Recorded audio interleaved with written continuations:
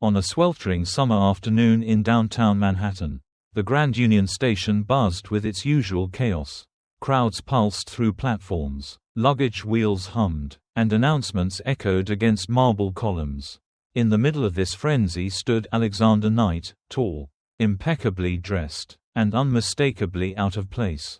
Despite being the billionaire founder of Knight Luxe Resorts, Alexander looked every bit like a lost tourist.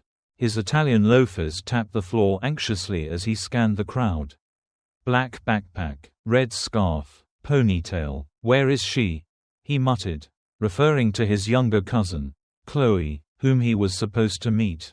His eyes darted around until he spotted what looked like her. Black backpack, red scarf, same messy ponytail. Without thinking twice, he strode forward, wrapped his arms around her from behind, and lifted her slightly off the ground. "There you are, you're late again. Were you bargaining with the snack vendors?" he teased. The woman let out a startled shriek and elbowed him in the ribs with impressive force. As he let go and she spun around, his heart dropped. This wasn't Chloe. It was a stranger, a woman with fierce green eyes, flushed cheeks, and an expression somewhere between disbelief and fury. "What the hell are you doing?" she shouted. Alexander took 2 steps back, his face a mix of panic and mortification. "Oh my God, I'm so sorry. I thought you were someone else, my cousin. I swear." She crossed her arms, glaring. "Does your cousin enjoy surprise hugs from behind by strange men in designer suits?" "No, I mean, yes, no. Look, you have the same backpack and scarf as her." "Honest mistake." She smirked. "Must be hard being rich and confused." He blinked. "You know who I am." The suit gave it away. "That and your face is on every business magazine at Hudson News." Just then, Chloe appeared behind them, waving. "Alex, sorry, I got caught up helping a tourist find her gate." The woman looked between them, then back at Alexander. "You really did mistake me for her." "I did. Again. I'm terribly sorry. Let me make it up to you. Coffee?" She hesitated, studying him. "Only if you promise not to tackle me again." "Deal. I'm Alex. Sienna." And just like that, a bizarre encounter turned into something else. They shared coffee at a nearby cafe. Sienna was an interior designer, sarcastic, sharp, and refreshingly unimpressed by wealth. She made fun of his cologne, questioned his resort designs, and challenged his every opinion. He was hooked. In the days that followed, Alexander found himself texting her often. At first, it was casual banter, then deeper conversations. She told him about struggling to find creative clients, balancing 2 jobs, and dealing with a boss who thought modern minimalism meant white walls and folding chairs. He shared pressures of running an empire, the loneliness of luxury, and his late-night walks just to feel normal. 2 weeks later, he invited her to the opening of his newest hotel.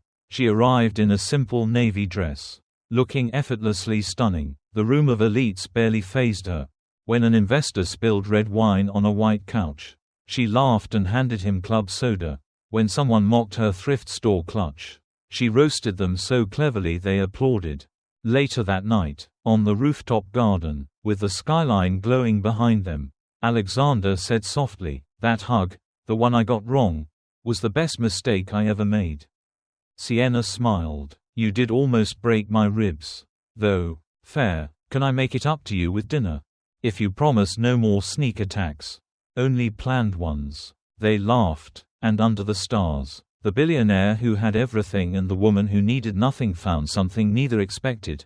The beginning of something real. 3 weeks had passed since Alexander Knight mistakenly hugged the wrong woman at Grand Union Station.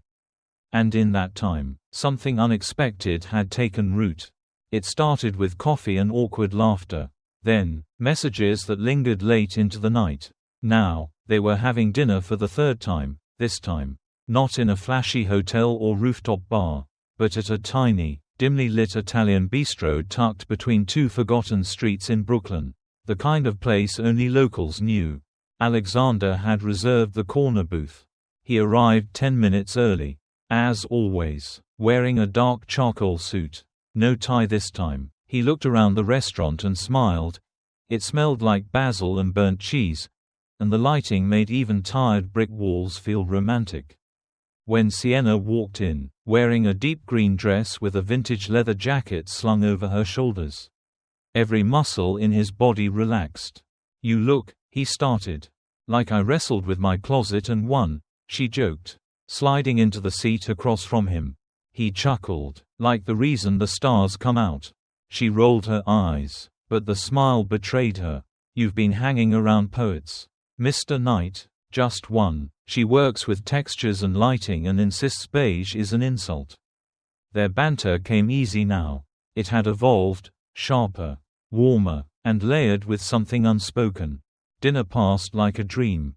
They shared dishes, argued over who made better tiramisu, her grandmother, obviously, and laughed until the waiter had to ask them to keep it down. Then came the silence. Not awkward, not forced, just full of everything neither had dared say. Alexander leaned forward, resting his hands on the table. "Sienna, I have a question, and I need an honest answer." She raised an eyebrow. "Is this the part where you reveal you're secretly a spy?" "No," he laughed. "I want to know, do you ever wonder what this is?" "This? You and me?" She froze slightly. The air shifted. "I do," she admitted, "and it scares the hell out of me." "Why?" "Because it wasn't supposed to be anything. You were a mistake. A funny story I was going to tell my friends over wine. And now you're—" "What?" She looked him dead in the eyes. "Now you're the only person I think about when something good or bad happens." Alexander swallowed hard. His voice softened. "Good, because that's exactly what you are to me." They sat in silence again, this time holding each other's gaze like it was the only thing anchoring them to earth. But outside the glass window, a sleek black car had pulled up. Inside sat a woman in a sharp red blazer and designer sunglasses, Veronica Langford, Alexander's ex-fiancée and board member of Nightlux Resorts. She wasn't here by coincidence. And she had no intention of keeping this quiet. Sienna didn't notice the woman outside the window, but Alexander did. His jaw tensed. His fingers curled slightly on the table.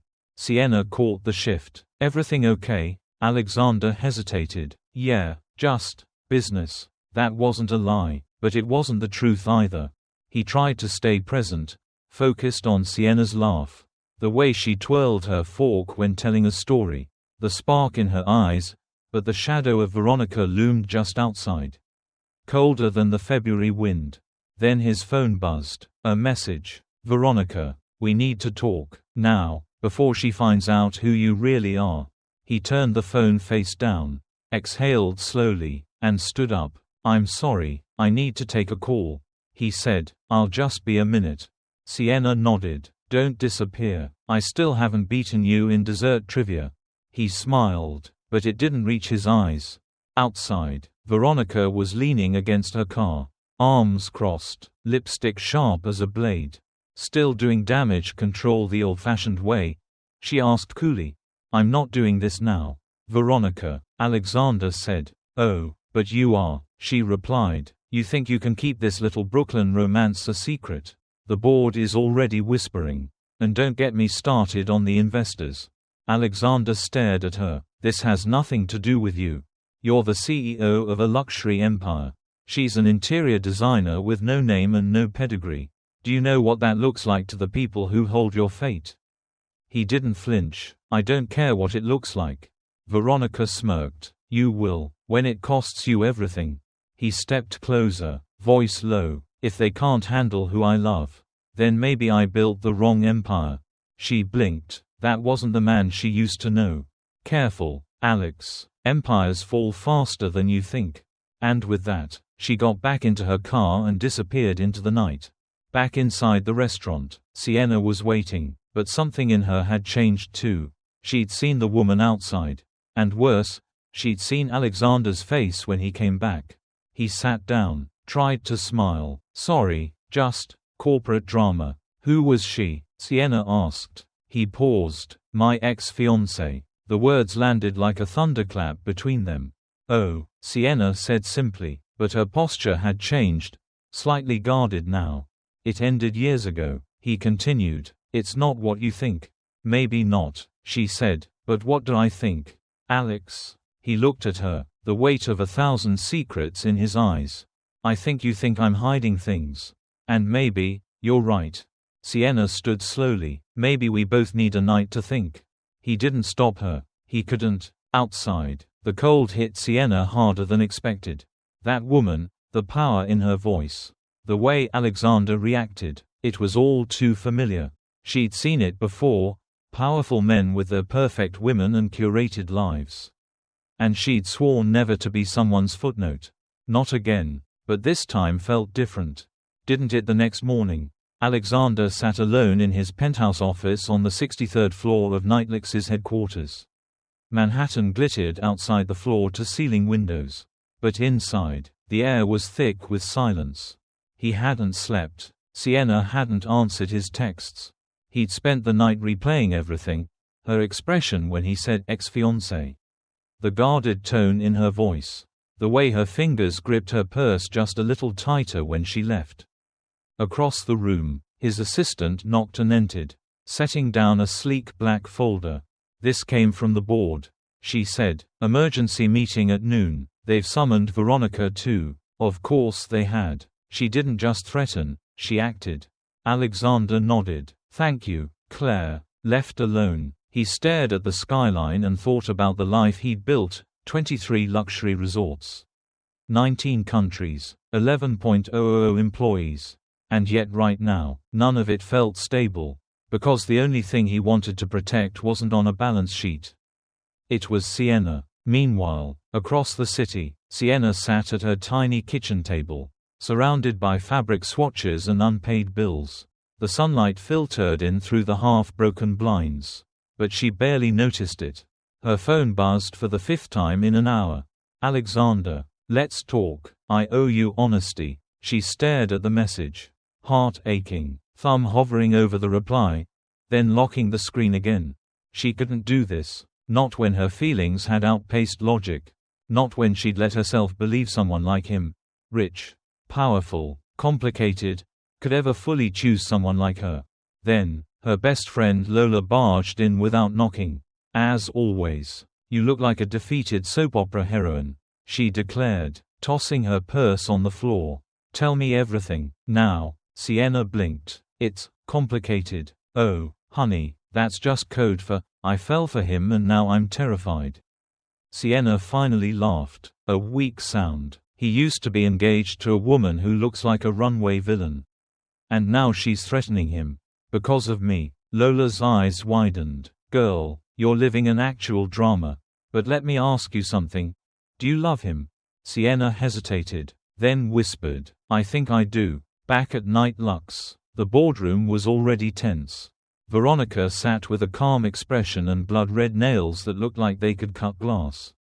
Across from her, Alexander leaned back in his chair, arms crossed, unreadable. One of the board members, a silver-haired man named Harrington, cleared his throat. Mr. Knight, we've reviewed the recent PR exposure and internal concerns. Your relationship with an outsider, Ms. Vale, has raised questions. Investors are worried. Alexander didn't blink. Worried about what? That I have a personal life? That your personal life undermines our image? Veronica added, voice silky, especially when that life involves someone with no corporate or social standing. The words hit like ice. But Alexander didn't flinch. I won't apologize for who I care about, he said, and if you think I'll let this company dictate my heart, then maybe I've outgrown the very thing I built. A murmur of shock rippled through the room. Veronica's smirk twitched. You'd risk your seat? She challenged. I'd risk everything, he said, because she's worth it. The invitation arrived in a white envelope. Hand-delivered, with no sender name. Sienna turned it over twice before finally opening it. Inside, a single card. Tonight, 8 p.m. Night Lux Hotel rooftop. No pressure, just truth. She stared at the words for a long time. Was she ready? Could she face him after everything? But then she remembered the way he looked at her like she wasn't just part of his world, but the reason it existed. That maybe, despite all odds, the truth was worth hearing. At 7:59 p.m., the elevator doors opened onto the rooftop of the Night Lux Midtown Tower. It was quiet, no music, no crowd, just a single table set near the edge, fairy lights strung between trees. And Alexander, waiting. He stood as she stepped out. No suit this time, just a white shirt, sleeves rolled, collar unbuttoned, vulnerable. "You came," he said, voice soft. Sienna walked slowly toward him. "I almost didn't. I wouldn't have blamed you." She sat down. The city stretched behind them like a sea of stars. Alexander poured her a glass of wine, then sat. For a moment, neither spoke. Then he said, "I told the board today that I'd walk away if they made me choose." Her eyes flickered. "What did they say?" "They didn't believe me, until I handed in my resignation letter." Sienna's breath caught. "You resigned? I don't want a kingdom that won't let me be human." She stared at him, heart racing. "Why? Why would you do that?" "Because I meant it, Sienna. That hug was the best mistake of my life. And every moment since has been the most honest I've ever felt." She didn't answer. Instead, she stood, walked to the edge of the rooftop, arms crossed as the wind pulled at her hair. "You scared me," she said, her voice trembling. "You and your world. I've seen what money does. What people like Veronica can do. I'm not her," he said from behind. "No," she agreed, turning to face him. "You're not, but I didn't want to be a trophy. Or a weakness in your empire." Alexander stepped closer. "You're not a weakness. You're the reason I found strength to walk away." He held out his hand. "Let me build something different. With you." She looked at his hand. Then at his eyes. And slowly, finally, placed hers in his. 6 weeks had passed since the night Sienna took Alexander's hand on the rooftop. The world hadn't stopped, but theirs had changed completely. Alexander kept his word. He stepped down as CEO of Night Lux. The media went wild. Headlines ranged from "Billionaire Quits Empire for Love" to "Knight in Fading Armor." But for once, he didn't care. He spent mornings with Sienna in her modest apartment, helping her paint her new studio. He cooked badly. She critiqued his scrambled eggs. They kissed in supermarket aisles and danced to old jazz on creaky hardwood floors. It was messy. It was imperfect. And it was real. But empires rarely let go of their kings without a fight.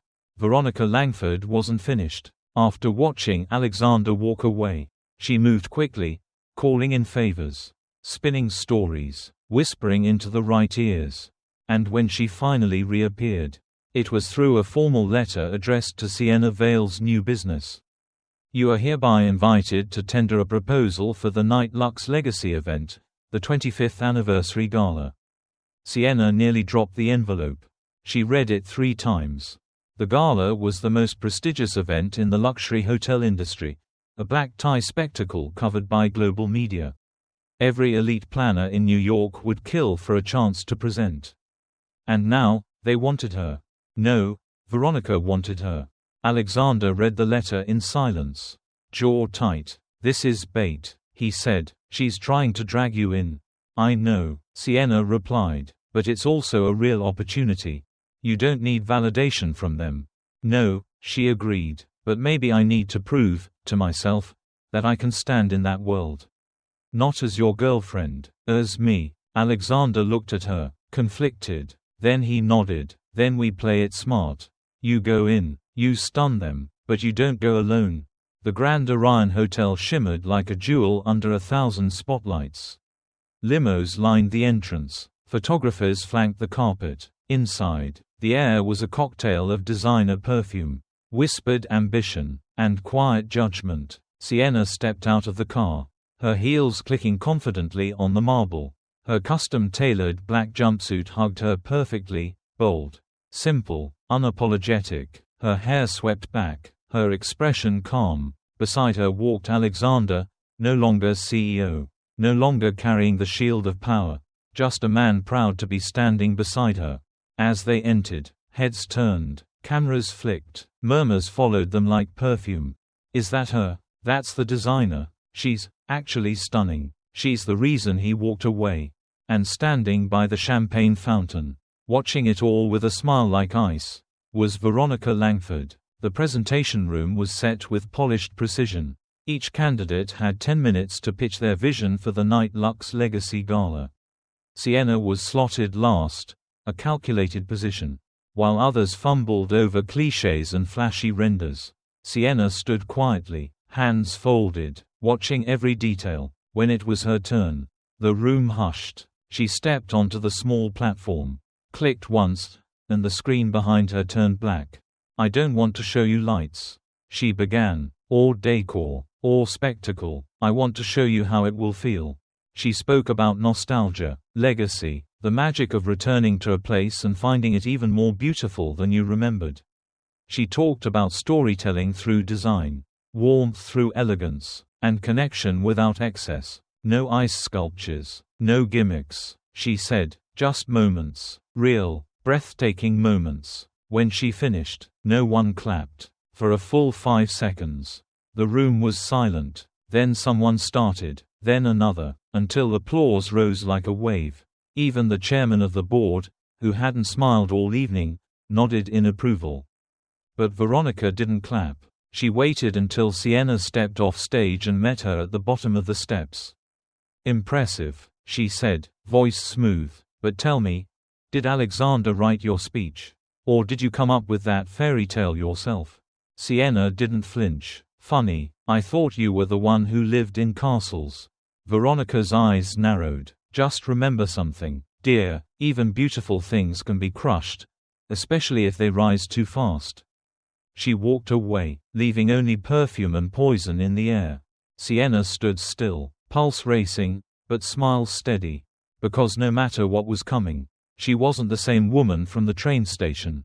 She was ready. 2 days after the gala pitch, Sienna woke up to her phone buzzing like a swarm of bees. Messages, mentions, missed calls, and one headline that made her blood run cold. From nobody to power player, how a designer became the billionaire's mistress. There it was, her face, beside Alexander's, under a banner of tabloid fire. Screenshots of them at the gala, a blurry photo of them walking hand in hand, and below it, an anonymous quote. "She used him, played him like a piano. Got the man and now wants the empire." Sienna sat frozen, the sheets tangled around her legs. Heart pounding. This wasn't just gossip. It was war. Across town, Alexander burst into his lawyer's office. Find out who leaked it. Now. His tone left no room for debate. His usually calm voice had turned steel. And his fists were clenched. Knuckles white. He knew who did it. It had Veronica's venom all over it. But proving it, that was trickier.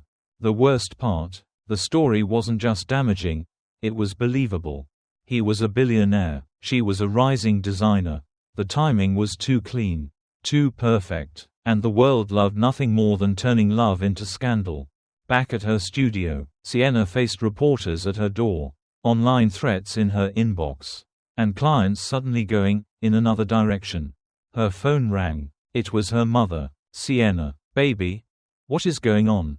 "I don't know, Mom," she whispered. "I think I'm being erased." She didn't cry. Not yet. That night, Alexander showed up at her door, unshaven, suit wrinkled, eyes burning. "I'm so sorry," he said. She stepped back. "Why are they doing this?" "Because they're scared of you. Of us. Because you're not part of their machine and they don't know how to break you. So they're trying to ruin you." She stared at him, exhausted. "And what if it works?" He stepped closer, voice shaking. "Then I'll go down with you. But I will not let them touch you alone." Her voice cracked. "I didn't ask for this." "No, but I did. When I kissed you, when I chose you. This is mine too." He pulled her into his arms, and this time, she let go. She sobbed into his chest while the world outside watched, judged, and twisted every headline. But inside that tiny apartment, it didn't matter, because love, real love, isn't about perfect timing. It's about choosing each other even when everything falls apart. 3 days into the storm, something unexpected happened. An envelope arrived at Sienna's studio. No stamp, no sender. Inside was a USB drive. She hesitated, then plugged it into her laptop. A single file played. Security camera footage. It showed a woman, tall, elegant, red blazer Ed, handing an envelope to a man in a dark alley. The man then walked toward a known tabloid headquarters. Another clip followed, a conversation, partially muted, from a gala hallway. Veronica's voice could be heard. Faint but clear enough. Sink her before the ink dries. I want no competition, not from some paint-stained Cinderella. Sienna's hands trembled. It was proof. Someone had sent her the truth. She rushed to Alexander's place. Hair still wet from a shower. No makeup. Breathless. When he opened the door, she held up the USB. She did it. We have her. They sat side by side, watching the footage again on his large screen. Alexander's jaw locked. Where did you get this? I don't know, Sienna said, but someone wants us to fight back. He leaned back, eyes calculating. We'll leak it, let them see what real manipulation looks like. But Sienna shook her head. No, we don't stoop, we rise. He looked at her, his fighter, his anchor. What do you want to do?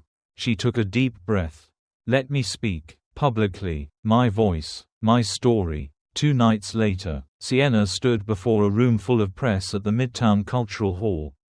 Cameras rolled. She wore the same jumpsuit from the gala. No jewelry, no dramatic lighting, just her. I'm not a mistress. I'm not a social climber. I'm not a pawn in someone else's game. She said clearly, I'm a designer who's worked 3 jobs to chase her craft. And I fell in love, unexpectedly, with someone powerful. But that doesn't mean I lose my own power. She paused. I was made a target because I didn't come from their world. But maybe, their world is what needs changing. The room erupted in applause. Not fake, not polite, earnest, genuine. Even journalists wiped away tears. Alexander, standing at the back, had never looked prouder. Back at their apartment that night, they curled up on the couch. The chaos had quieted, for now. Sienna rested her head on his chest. Do you think it's over? He ran his fingers through her hair. No, but I think we just stopped playing by their rules. She smiled, sleepily. Good, because I have no idea how to play nice in their world. You don't need to, he said, you'll build your own. And in that moment, wrapped in quiet, they knew something deeper than love had formed between them. Something unshakable. 2 weeks after Sienna's powerful speech, the media storm had settled into a buzz, still curious, but no longer vicious. Clients began calling again. Her inbox was no longer empty. Invitations came in from people who had once ignored her, brand deals, interviews, and a magazine cover request titled, The Woman Who Didn't Bow Down. But while the world admired her rise, Sienna remained grounded. She still made her own coffee, still rode the subway, still refused to let any part of her identity be swallowed by fame. Alexander, now entirely out of the night luxe empire, had found new joy. He'd started working on a boutique development firm, focused on sustainable spaces, partnering with independent artists and architects.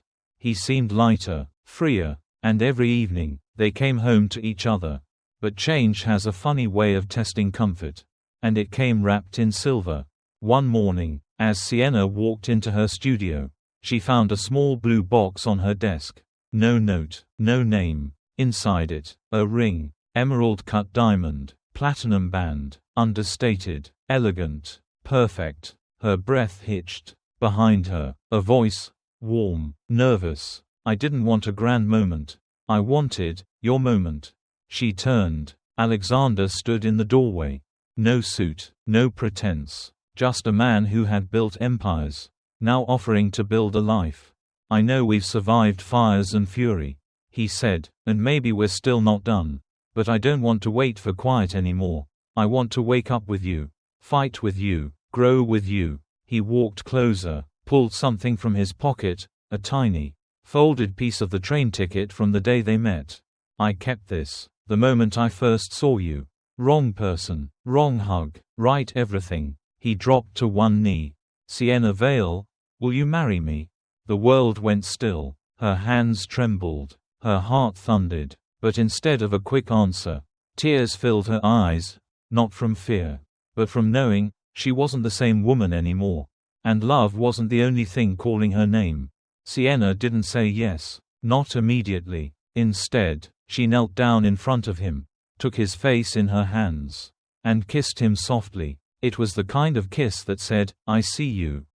Not, "I'm ready." Then she whispered, "I need a little time."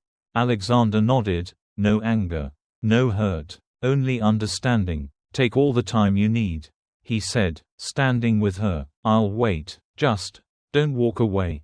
"I'm not walking away," she promised. "But I do need to walk toward something. Alone, just for a little while." That night, she sat at her desk with the ring box unopened beside her and the train ticket scrap he had saved lying on top. Memories crashed into her. How she used to dream of designing spaces for people like him. How she thought she'd have to climb 100 ladders just to matter. How one wrong hug had changed everything. And how, somehow, in the middle of all that chaos, she had found herself. That's when she noticed a letter, buried under design portfolios she hadn't touched in weeks. It was from her father. They hadn't spoken in years. Her hands trembled as she unfolded it. "Sienna, I saw you on TV. I didn't recognize the woman you've become, but not because you've changed. Because I finally saw who you always were. Brave, defiant, brilliant. I was wrong to leave. Wrong to silence your dreams. But I never stopped believing that one day you'd build a world louder than mine.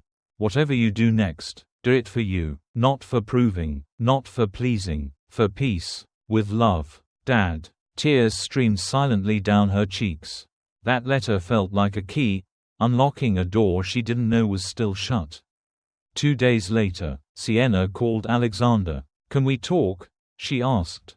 "Always," he said. They met on a rooftop. Not his. Hers. A rundown building she'd always wanted to renovate into a creative space for local artists. A forgotten gem in Brooklyn with broken railings and magic in its bones. "I said I needed time," she said, "and I gave it," he replied. She nodded. "And now I'm ready to give something too." She took his hand. "I want to build this place," she said, gesturing to the rooftop. "And I want to build a life with you. But not a life where I become your shadow. Or your spotlight. A life where we walk side by side." He whispered. "Yes." She reached into her pocket and pulled out the ring. "Let's do this," she said, "but our way. No headlines. No flash. Just us," he said. She smiled. "No more wrong hugs. Just the right future." He kissed her, not as a billionaire, not as a savior, just as a man in love with a woman who knew exactly who she was 1 week later. Sienna stood in the center of the rooftop she and Alexander had chosen to rebuild, not just as a venue, but as a symbol. Scaffolding hugged the old brickwork. Workers moved around like bees, turning the skeleton of a forgotten building into a future soaked in purpose. Sienna walked barefoot across the dusty floor, blueprints in one hand, the engagement ring now secure on her finger. She'd started sketching the layout herself, studio pods for underfunded artists, a cafe that doubled as a gallery, and open-air event space where unpolished didn't mean unworthy. And Alexander, he wasn't funding it, he was co-creating it. Brick by brick, beam by beam, he brought in eco-architects. She brought in color. He talked logistics. She brought light. They were partners now, not in business, in belief. That night, they sat together on an old couch someone had donated, watching the sunset turn steel beams into gold. "No press knows about this yet," Sienna said. "Let's keep it that way." Alexander replied. "Some stories deserve to be lived, not published." She leaned on his shoulder. "Do you think we're doing the right thing?" He looked out over the horizon. "I don't think we've ever done anything the right way. But that's what makes it ours." She smiled. Not the smile she used at interviews or pitches, but the one that came out only when the noise stopped. Only when it was just them. The wrong hug had started it. But this space, this dream, this shared life, this was the real beginning. The invitations were handwritten. Cream cardstock, gold ink, no logos, no titles. Just 2 names, Sienna Vale and Alexander Quinn. The wedding wasn't being held at a castle or five-star resort. Not in Venice, not Bali, not some PR-friendly mountaintop in Switzerland. It was happening on the rooftop they built together, the very one that had once been abandoned, with peeling walls and rusted rails. Now, it had become a haven, a sanctuary of reclaimed wood, hanging lights, wildflowers in glass jars, and hand-painted tiles by local artists. No sponsorships, no coverage, no distractions, just love. The guest list was small: close friends, chosen family, artists, writers, and a few wide-eyed interns who once brought coffee to Sienna and now looked at her like she invented magic. Alexander's parents didn't come. They sent a short, cold letter. "We hope you find happiness, but we cannot condone this path. Charles and Eleanor Quinn." Sienna read it first, and without saying a word, she tossed it into the fire pit and lit it with a match. Alexander watched in silence, then said, "I choose your mother over them any day." They both laughed. Sienna's mother, Rosa, had already made handmade candles for the ceremony, crocheted napkin holders, and insisted on doing her own speech, despite not having written one. "Who needs words when you have feelings?" she said, then immediately burst into tears. On the morning of the wedding, the sky was overcast, not gloomy, but soft, hushed, as if the world was pausing just long enough for two people to rewrite their own rules. Sienna wore a gown made by an independent designer she once mentored. It had no diamonds, no corsets, no veil, just fabric that moved like wind and hugged her body like it had been waiting all her life to meet her. Alexander wore a linen suit. No tie, no shoes. When he stepped onto the rooftop and saw her walking toward him, every part of his past melted away. Gone was the man who thought power was protection. Standing there barefoot, waiting for a woman who had taught him how to be whole. Was a man finally free? They stood beneath an arch made of driftwood and ivy. The officiant was Lola, Sienna's best friend, who'd gotten certified online, because why not? Her opening line, "Well, this started with a hug, which turned into a scandal, which turned into a love story. So technically, I'm officiating the sequel." Laughter rippled through the crowd. Then it was time. Vows. No scripts. Just hearts. Alexander went first. "I thought I needed to build towers to feel worthy. Then I met you, and all I wanted to build was a home. You reminded me that quiet is not weakness. That love is not a loss of control, but a surrender to something braver. You are not my trophy. You are my truth, and I vow to never stop choosing you. In every room, every season, every silence." Sienna took a breath, then stepped forward. "I spent most of my life trying to prove I belonged. In boardrooms, in designer circles, in places where my name meant nothing. But then you mistook me for someone else. And for the first time, I stopped trying, because with you, I didn't need to become someone. I just had to be me. I vow to never shrink in your shadow, or force you into mine. We rise together, even barefoot." They both smiled. And when the kiss came, it wasn't perfect. It was raw, real, a little messy, just like them. But it was everything. The rooftop slowly emptied as the stars crept higher into the night sky. Fairy lights swayed in the breeze. Plates were scraped clean. Glasses clinked in the distance. Laughter melted into soft music. Sienna sat on the floor in her gown, barefoot, hair undone, legs stretched, holding half a cupcake. Alexander sat beside her in his wrinkled suit, jacket tossed over a chair, his hand loosely around her waist. They were exhausted, glowing, and utterly content, until Lola came sprinting up the stairs, heels in hand, eyes wide. "Sienna," she gasped, "you need to take this call." Sienna frowned. "Now, it's my wedding night. It's your past calling," Lola said, more serious now. "It's your father." The name hit like a cold wind. Alexander sat up straighter. Sienna looked at the phone in Lola's hand like it might bite her. She hadn't spoken to her father since the letter. Slowly, she took it. "Hello, it's me," came the raspy voice. "Why are you calling me tonight?" I know the timing is awful. But I had to. I'm in the hospital. Sienna's chest tightened. What happened? I collapsed. They say it's serious. Liver. Advanced. They're talking in percentages now. Silence. I didn't know who else to call. He added quietly. Alexander watched from a few steps away. Not pressing in, just being present. Finally, Sienna said, "I'll come in the morning," and hung up. That night, as they lay in bed, wedding dress and suit abandoned, Sienna stared at the ceiling, unable to sleep. Alexander stroked her arm gently. "You don't owe him anything," he whispered. "I know," she replied, "but I might owe something to the girl who once begged him to come to her school play." He nodded. "I'll go with you." She turned to him. "No, this is something I need to do alone."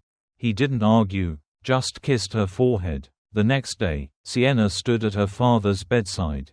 He looked older, smaller. The illness had carved deep lines into him.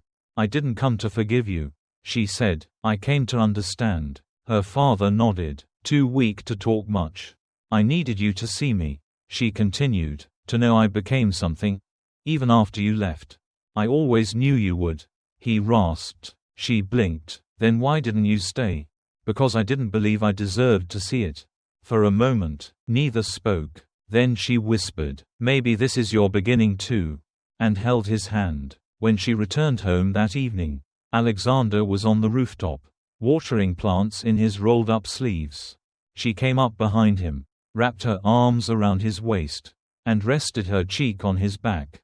"He's dying," she said simply. He turned around, pulled her into a long, steadying embrace. "Then we'll make the most of whatever time you need with him." She nodded against his chest. "I didn't think I'd ever have this," she whispered. "This?" he asked. "This feeling, of being safe and strong at the same time." 3 days after her visit to the hospital, Sienna sat at the cafe beneath the rooftop, sipping herbal tea with her mother. Rosa was wearing her usual knitted shawl and a look of fierce maternal intuition. "I know that look," Rosa said, stirring sugar into her tea without looking. "What look?" "The one where you're about to carry something heavy alone." Sienna sighed. "He wants to come to the studio. See what I've built. Then let him see the woman he gave up. Not to punish him. Just to remind yourself you didn't need saving." Sienna looked out the window. The skyline shimmered beyond the rooftop they had turned into their future. Her father didn't deserve a tour. But maybe she deserved closure. The next morning, her father, frail but standing, was escorted up to the rooftop by a nurse. He stood silently, letting the wind touch his face as he looked around. "This used to be nothing," he muttered. "It still is," Sienna said calmly, "and everything depends on how you look at it." He chuckled weakly. "You get that from your mother." They walked slowly. She showed him the art wall, the solar panels Alexander insisted on, the indoor greenhouse, the open workspace. At one point, her father paused at the center of the rooftop and just breathed. "I'm sorry I missed it," he said. "You didn't just miss it," she replied. "You left it, and me." He looked down. "I know, but I don't need your regret," she added, voice even. "I just need to know you see me now." He looked at her, and for the first time, without shame, without excuse, he said, "I do." That was enough. That evening, Sienna curled into Alexander's lap as they sat by the rooftop fire pit. Flames dancing between marshmallows and shared silence. "He saw it," she whispered. "And you?" he asked.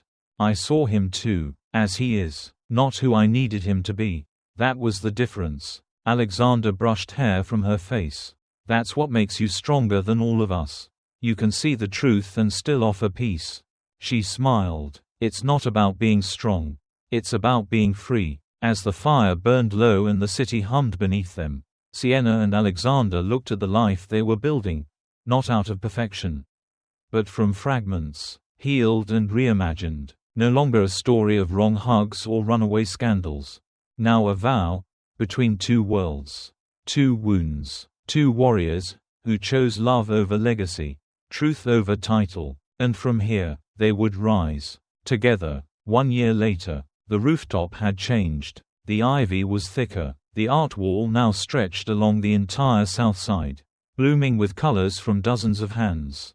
The greenhouse buzzed with life, herbs, flowers, even a lemon tree. At the far end, a sign now hung over the glass doors in handcrafted iron. The Vale Collective. A space to grow, not just to show. Inside, creative energy pulsed. Artists, designers, young dreamers, all buzzing around the community Sienna and Alexander had helped build. Not as a brand, not for a launch, but for real, sustained, beautiful work. Sienna sat in a sun-drenched corner of the rooftop cafe, sipping tea, a pen tucked behind her ear, reviewing sketches for the expansion project. Her belly rounded under her linen jumpsuit. 7 months pregnant. Calm, radiant, powerful. Alexander arrived with takeout in one hand and a bouquet of wildflowers in the other. "Brought you lunch and compliments," he said, kissing her cheek. "Compliments first. You're the smartest, most breathtaking woman I've ever met.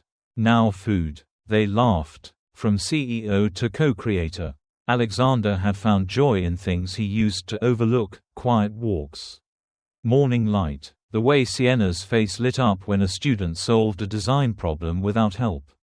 He still consulted, still invested, but now his life was led by meaning, not margin. Later that afternoon, a group of scholarship students gathered on the rooftop's open platform. Sienna stepped up with a mic. Bump visible, voice steady. 2 years ago, this place was dust and steel, she said, and before that, I thought I had to ask permission to be here, to matter, to speak. She paused. Then I met someone who mistook me for his cousin at a train station. Laughter rippled through the crowd. And in that mistake, I found truth. You don't need permission to exist. You just need space to grow. She handed the mic to a shy 17-year-old girl trembling beside her. Take it, Sienna said softly. It's yours now. That night, a thunderstorm swept over the city. Rain tapped the rooftop glass like 1,000 tiny questions. Sienna and Alexander curled together in their apartment below. The nursery still half-painted. A mobile of stars dangling from the ceiling. Not yet spinning. She held her belly, breath uneven. Alexander noticed. Hey, he said gently, you okay? I think it's time. The birth was long, quiet, raw, no press, no headlines, just dim lights, a playlist of soft jazz, and the whispered prayers of 2 people holding on through every contraction, every pause, every fear. Then came the sound that changed everything. A cry, sharp, fierce, full of life. They named her Lyra Quinn Vale. Tiny, strong, born with a full head of dark curls and lungs that refused to be ignored. Sienna held her close and cried. Not from pain, from the kind of joy that lives somewhere beyond words. Weeks later, they stood on the rooftop again. This time with Lyra in Alexander's arms. Around them, the community carried on, students laughing, lights glowing, flowers blooming. The place thrived not because of money or power, but because of intention, because love, when rooted in truth, grows things no empire ever could. Alexander kissed Sienna's temple. You built all of this, he said. We built it, she replied, one mistake at a time. They stood in silence, watching Lyra's eyes flicker open. A new beginning, a new story, and it all started with one wrong hug. Thank you for joining us on this unforgettable journey. If this story moved you, inspired you, or made you believe in second chances, we would love to hear your thoughts in the comments. Make sure to subscribe to Nhan Stories so you never miss the next emotional journey we bring to life. And if you believe in love, resilience, and the beauty of imperfect beginnings, please like and share this story with someone who needs it today. Your support helps us continue telling the stories that matter. This is Nhan Stories, where every wrong turn leads to the right story. Thank you for watching.